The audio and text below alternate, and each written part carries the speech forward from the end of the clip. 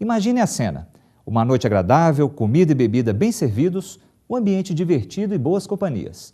Tudo corre muito bem até que em um determinado momento você percebe que perdeu a sua comanda de consumo. Neste tipo de situação, muitas casas noturnas têm o costume de cobrar uma multa pela perda da cartela. Porém, o que muita gente não sabe é que esse tipo de imposição é ilegal. Confira. O aviso está logo na entrada ou impresso nas comandas. O cliente que perder o cartão ou ticket deve pagar multa.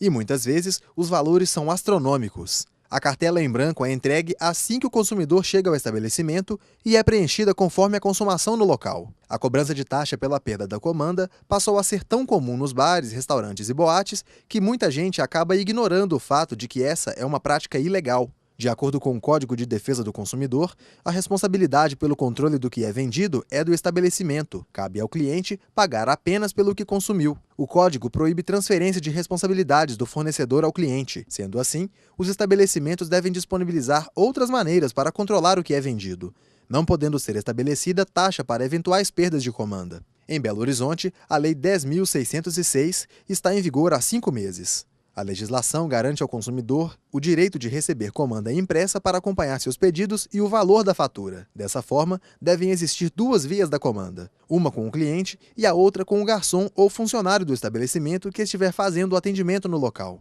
A legislação também exige que bares, restaurantes e similares coloquem cartazes em suas dependências informando que o local possui comandas para o controle do consumo dos clientes. Dessa maneira, a criação da legislação parte da necessidade de amparar o consumidor, já que, mesmo havendo a perda da cartela, não significa que o cidadão tenha que pagar por ela caso a perca.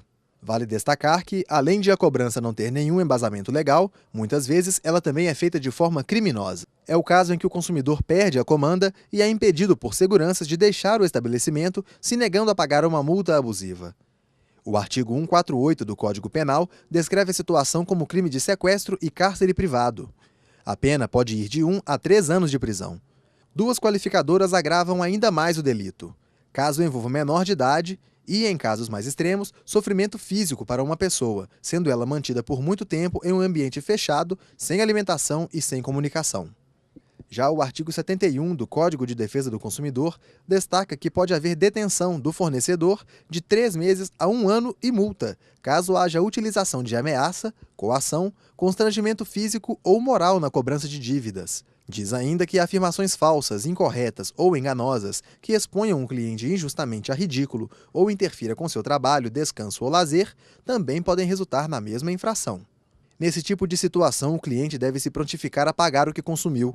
Se a proposta não for aceita, ele pode pagar o valor estipulado pela boate ou restaurante, de preferência na presença de testemunhas, e deve exigir a nota fiscal, discriminando a quitação da multa. Com esse comprovante, ele pode dar entrada em um processo administrativo no órgão de defesa do consumidor, o PROCON.